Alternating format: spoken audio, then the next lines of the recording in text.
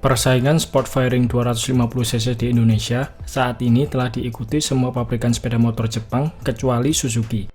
Padahal, sebenarnya Suzuki itu punya produk sport firing bermesin 250cc 2 silinder yang sudah diluncurkan sejak tahun 2016 lalu. Sport firing yang saya maksud di sini adalah Suzuki GSX 250R. Mungkin teman-teman di sini pastinya sudah ada yang pernah dengar lah ya soal motor ini. Nah, sebelum kita bahas lebih jauh, alangkah baiknya kalau kita bahas dulu dari sektor desainnya.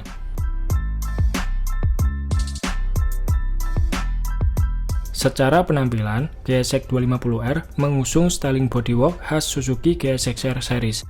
Hal ini bisa kita lihat dari dimensi fairingnya yang ramping, serta headlamp tunggal yang menjadi ciri khas Suzuki GSX-R series.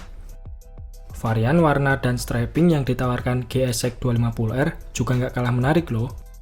Keseluruhan desain motor ini dikemas dengan rapi, terlihat dari sambungan bodywork depan sampai belakang yang menutup rapat di semua bagian hampir tanpa ada celah.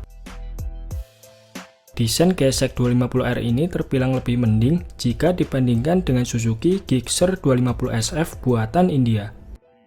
Kalaupun disandingkan dengan pesaingnya seperti R25, Ninja 250, dan juga CBR 250RR, desain GSX 250R menurut saya terlihat tidak begitu buruk.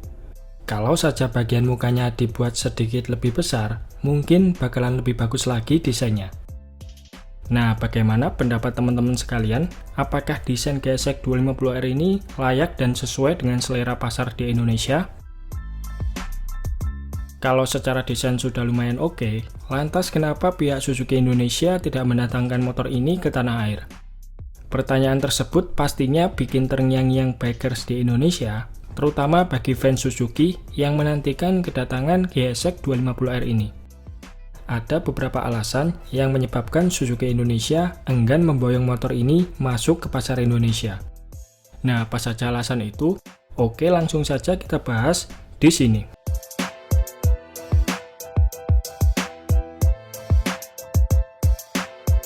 Alasan pertama, meski penampilan GSX 250R tergolong lumayan bagus, namun mesin yang diusungnya sama sekali tidak memungkinkan untuk bersaing dengan para rivalnya. Lah, bukannya sudah pakai 2 silinder? Yes, GSX 250R ini sudah pakai mesin 2 silinder inline sama seperti para kompetitornya.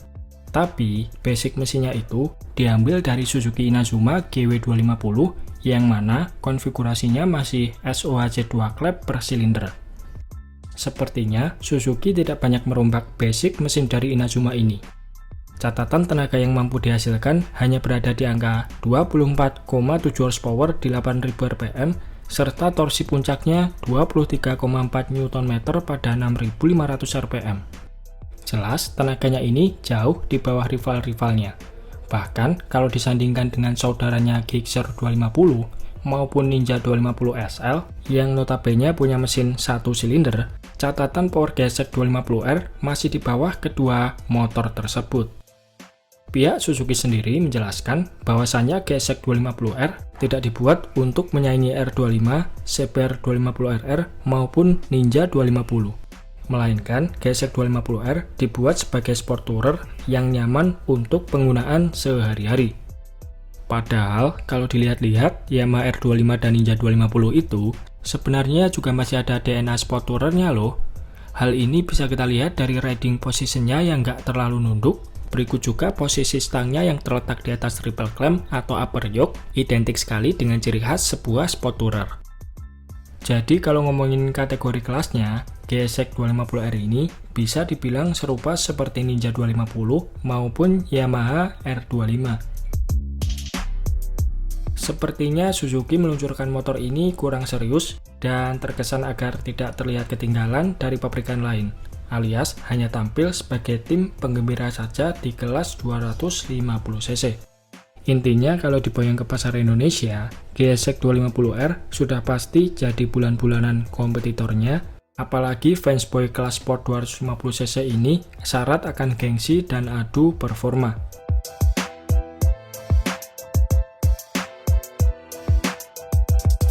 Alasan kedua, Suzuki GSX 250R ini basis produksinya berada di Cina sama seperti Suzuki Inazuma. Untuk pasar domestik Cina, GSX 250R dijual seharga 58 jutaan. Dan seperti yang diketahui, pajak di Cina itu lumayan mahal. GSX 250R CBU Cina yang dijual di pasar Jepang saja dibanderol di kisaran 581.900 yen atau setara 64,5 juta rupiah. Dengan harga yang terlampau mahal tersebut, kalau ditambahin biaya lain-lain sampai siap dijual di Indonesia, bukan tak mungkin harga GSX 250R bisa tembus di atas 60 juta. Alias, bandrol harganya nggak bakalan jauh dengan kompetitor lainnya. Tentunya Suzuki Indonesia bakalan mikir dua kali sebelum mendatangkan GSX 250R, mengingat spek motor ini jauh lebih inferior dibanding lawan-lawannya.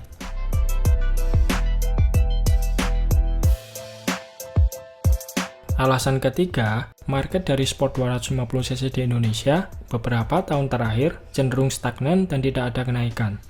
Yamaha R25 saja sekarang harus berdarah-darah menerima lesunya penjualan.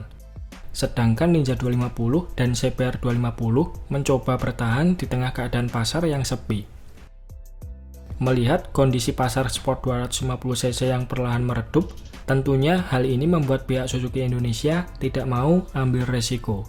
Dari sini sudah kelihatan jelas, GSX 250R bukan menjadi prioritas Suzuki untuk didatangkan ke Indonesia dalam waktu dekat. Namun akan lebih masuk akal apabila mereka memboyong masuk jenis maxi skuter macam Suzuki Brookman untuk mensiasati pergeseran kondisi pasar yang sekarang ini.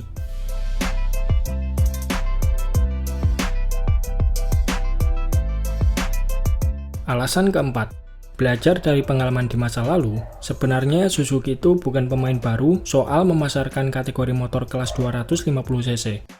Bahkan sebelum Kawasaki menjual Ninja 250 Karbu, Suzuki sudah pernah merilis standar 250 pada tahun 1999.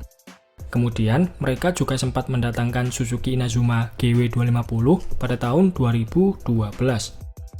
Namun, sayangnya kedua motor ini masing-masing hanya dijual di Indonesia kurang lebih hanya dalam kurun waktu 5 tahun saja, akibat angka penjualannya tidak seperti yang diharapkan.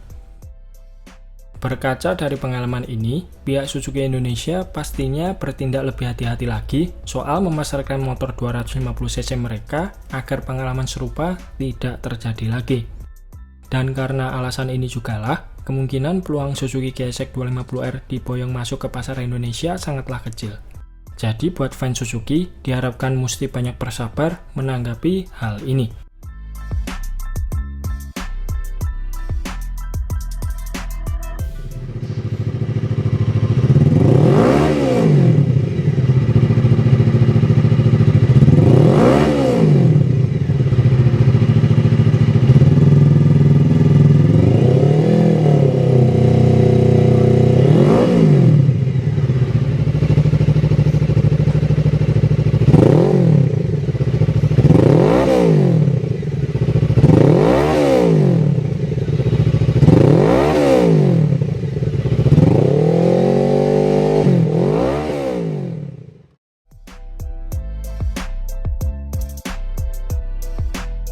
Nah, itu tadi beberapa alasan yang menyebabkan kenapa GSX 250R tidak kunjung diboyong masuk ke Indonesia.